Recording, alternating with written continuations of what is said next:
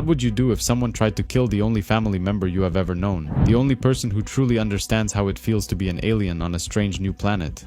After a recent kryptonite meteor shower, Batman equipped his diving suit and attempted to gather as many rocks as he could from the bottom of the sea. Superman was under quarantine because Batman was afraid of the effects these different kinds of rocks could have on him. As he went deeper, he found what looked like a Kryptonian ship in almost perfect condition, but the door was opened and somebody had crawled out. Back at his ship, a young girl climbed out of the water and flew away in the Batwing, but Batman managed to tag along for the ride. After crashing into the harbor, Batman was furious and wanted to hurt the person responsible for this. The girl was completely naked and started walking towards a group of men, but because she didn't know how strong she was, she accidentally injured two of them. The blonde girl with blue eyes had never seen a city like Gotham and was desperately trying to move through the streets while drawing a lot of attention from everyone, including the police. When Batman eventually found her, she was scared and crying and was only speaking Kryptonian. Batman used a piece of green kryptonite to knock her out and take her back to the Batcave. She eventually woke up very pissed and wanted to fly away, but Superman was there and communicated with her in Kryptonian. She was very happy that someone could understand her and said her name was Kara Zor-El, and she was Superman's cousin. 1 month later, Superman took her spaceship to the Fortress of Solitude, and he and Batman were investigating everything about it. Clark accidentally turned on an artificial sunlight inside the ship, which explained how Kara's powers manifested themselves so quickly. But everything seemed too good to be true, and Batman didn't trust Kara at all. He was very cautious and wanted to take things slow. "Let me in! It's after me! It hates me!" Kara screamed out loud while she broke inside the laboratory, running from something. Her cousin asked what was wrong, why was she running, and she pointed at that. Krypto, Superman's dog and the guardian of the fortress, wasn't her best friend just yet. Clark told Krypto he was a bad dog, and Batman asked Kara to calm down and go to her room. He asked Superman why he isn't bothered by the fact that the dog hates her, but Krypto hates everybody. Later in the day, Kara was exploring the fortress, completely unbothered by the collection of weapons and incredible animals collected there. Bruce met her and wanted to talk about her past, but Kara said he would never understand how it feels to see your own parents die right in front of you. Her parents built the ship and programmed it to follow Kal-El's trajectory to Earth, but her ship never took off and instead remained trapped in the rocks when the planet exploded. The meteors were slowly flying towards Earth for tens of years, and eventually, she crashed into the sea where Batman found her. Clark interrupted their conversation and said she's been through enough, and he thinks she is ready to leave this place. The story now jumps to the planet Apokolips, where Granny Goodness organized a special fight to the death between the Furies and a female warrior who wanted to be their leader. Sadly, this warrior failed the test and was killed by the Furies. After Big Barda left the Furies, Apokolips wanted a new leader for his personal guard and asked Granny to bring her the female Kryptonian who recently crashed on Earth. Back in Metropolis, after spending the night shopping, Kara told Clark that she likes this city a lot more compared to Gotham and asked if hot dogs are really made from dogs. They spent the night walking through the park until they found a statue dedicated to Superman. She finally understood how Clark was able to blend with the rest of the people. Nobody was looking for a dorky man wearing glasses. But the night was about to take a turn for the worse when Superman felt something. Out of nowhere, Clark was hit by a mysterious force and was thrown into the bushes. Kara tried to fly away, but someone tied her leg up and prevented her from escaping. Clark changed into his Superman suit and returned more furious than ever, but he was met with a wave of attacks by the Harbinger. On the other side of the park, Batman was having problems of his own when someone tried to shoot him with an arrow, but he reacted fast and used one of his batarangs to destroy the bow.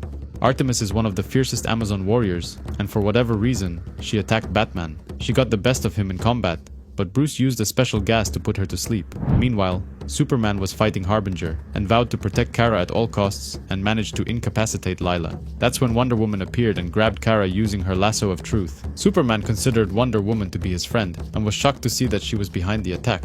Wonder Woman said she was taking the girl with her and asked Superman to stay out of this. The story then moved to Themyscira, where Diana asked Artemis to train Kara in sword fighting, while Clark and Bruce watched from the sidelines. The fight got pretty intense, and eventually Kara lost her balance and fell on the ground, while Artemis prepared to strike with the sword. But Superman reacted instantly and rushed to grab her by the throat and save his cousin. Wonder Woman asked Superman if he lost his mind, saying that the sword would have shattered on impact, leaving Kara unharmed. But Clark wasn't happy he had to bring his cousin to Paradise Island, saying that his cousin was sent to Earth specifically for him to take care of her, and it's his responsibility. Diana stated that having powers and knowing how to use them aren't the same thing. She wants to teach Kara how to use her powers and fight at the same time. Kara intervened and asked if her opinion matters and if anyone even cares what she wants to do. But the adults were talking and told her to go explore the island with her new friends until dinner. Batman asked Clark if he really would have broken Artemis's neck to defend his cousin. He feels that ever since Kara came into their lives, Superman let his guard down, trusting her with his secrets when every instinct should be telling him to take things slow and be careful. Meanwhile, on the other side of the island, Lila told Kara that she can trust Wonder Woman and that she only wants what's best for her. But just a bit later, Lila has a vision of something horrific that was about to happen. Out of nowhere, a giant boom tube opened, and an army of doomsday creatures emerged. The Amazon warriors regrouped and attacked the beast with Superman and Batman by their sides. Last time Superman fought Doomsday, he was killed in battle, but this time something is different. These creatures are not the same, even though they are strong and vicious. There's no blood when someone injures them. Batman said the beasts are not alive, and he used explosive batarangs to kill a bunch of them. These creatures are called Animate and were created by Darkseid scientist Dr. Bedlam, who used Doomsday DNA as a template to create them. However, they are flawed and a lot weaker compared to the original Doomsday. One of them attacked Artemis, but Superman jumped to help her and killed it with one hit. Clark apologized about what happened before during the training and told Diana to pull her army back. He wanted to end the fight alone. He got up into the air and powered up his heat vision to unimaginable levels and then released a blast so powerful that it destroyed the entire Doomsday army with one hit. The attack took everything out of Superman, and he admitted he didn't think he could do that again anytime soon. Sadly, this attack was nothing more than a diversion. On the other side of the island, another boom tube opened, and Darkseid's personal guard, the Furies, came in and abducted Kara, taking her back to Apokolips. Clark was furious and claimed he is going to Apokolips to take Kara back from the Master of Darkness himself. But before they travel to the Hell Planet, they need someone to help them. Big Barda was previously part of the female Furies, but she deserted and now lived a peaceful life on Earth. She still had a mother box, which is the only way to open a boom tube to Apokolips, and Barda offered to give it to them, but only if she came along. Superman was reluctant to take her with them, even though Barda knew Apokolips better than anyone, but he was given no choice. Together they opened the boom tube and passed through it, arriving on the other side, a place that not only looks like hell, but also smells like death. Apokolips is a blazing inferno of misery, a planet that exists in another universe, and the only way for them to find Kara was to split up.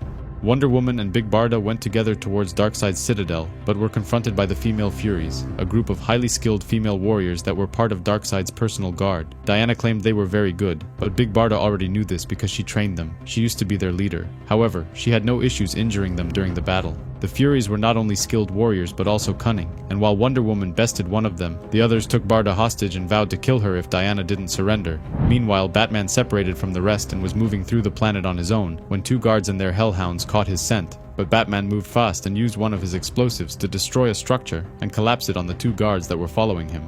He continued and eventually found the armory on Apokolips, a place that housed over 500 Hellspores, devastating powerful bombs that were capable of destroying the entire planet. Meanwhile, Superman slowly advanced towards Darkseid's palace, destroying all of his defense systems without breaking a sweat. He reached the throne room's giant doors, extremely furious and determined to take Kara back on Earth with him.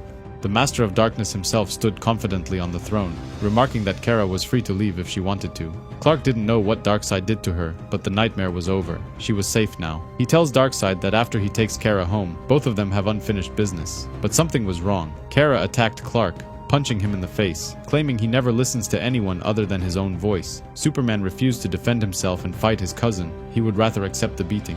Darkseid brainwashed Kara, and now that Clark was on the ground, he asked her to kill him. While this was going on, Wonder Woman was still deciding what to do next. While the Furies threatened to kill Big Barda, she used her lasso of truth to grab Granny Goodness by the neck and promised to snap it if the Furies don't back down. Back in the throne room, Supergirl was kicking Superman's ass, tossing him out the window and into the fire pits of Apokolips. Superman told her cousin that Darkseid took control of her mind, and that this wasn't really her, but Kara claimed he didn't really know anything about her. The fight continued in the scorching fires of the planet, with Clark refusing to even defend himself, allowing Kara to go all out. But he knew that if things kept going the way they did, Kara will eventually kill him. Superman remembered what Batman told him before coming to Apokolips, to always be prepared. He had something hidden inside his utility belt, liquid kryptonite, which he used to cover his hand with. While the green rock visibly weakened him, Superman used it to his advantage and attacked Supergirl with one powerful punch, knocking her out instantly. Meanwhile, in the throne room, Batman showed up and told Darkseid it's over. He will let the girl go immediately if he wants to still have a kingdom to rule. Darkseid didn't believe the two Kryptonians would destroy the entire planet, but Batman wasn't talking about them. He was talking about the Hellspor's bombs he found in the armory. Even though the bombs were encrypted, he was able to reprogram them using a mother box and told Darkseid that if he doesn't let Supergirl go, he will destroy the entire planet. You dare? He was furious at Batman for threatening him with the destruction of his planet.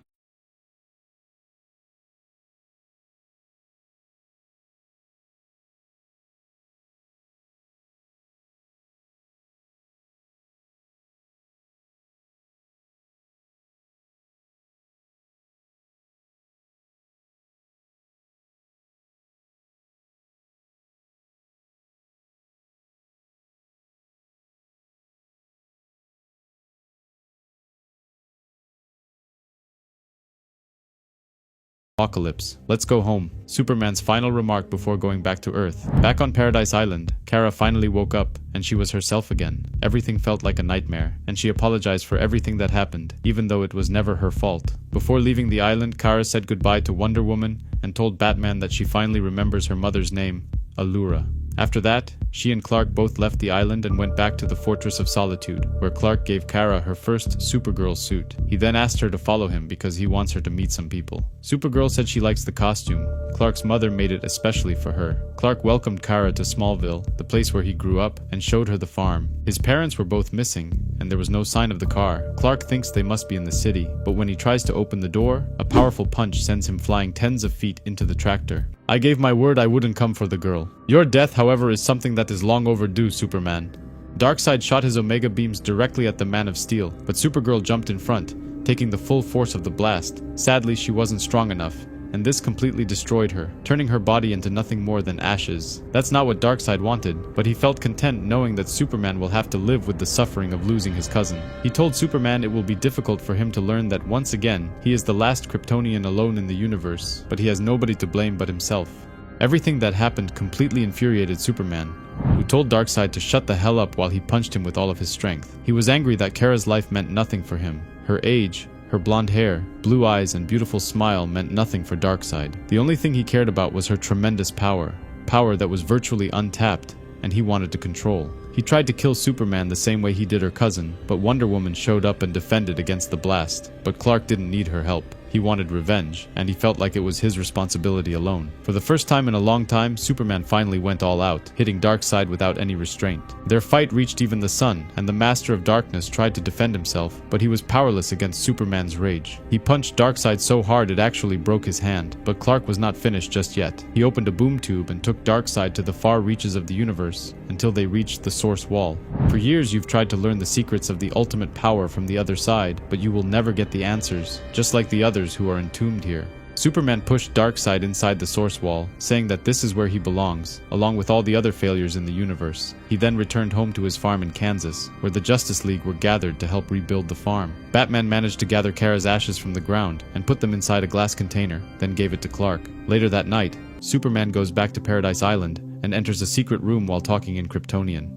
He finds Supergirl lying on the bed. Kara was still alive, and Clark told her how proud he was of her courage to jump in front of the Omega beams. Like Wonder Woman promised, Diana watched over Kara using the Justice League satellite system. When Supergirl rushed in front of Darkseid's Omega beams, Diana teleported her out and teleported her ashes back in. Superman knew that Darkseid would come back after Supergirl, and tricked him by setting up her death with Wonder Woman's help. Now that Darkseid was no longer a threat, Kara was free to choose the life she wanted for herself, and she wanted nothing more than to become Supergirl. Her cousin finally introduced her to the other superheroes. Welcome to this universe, Kara Zor-El.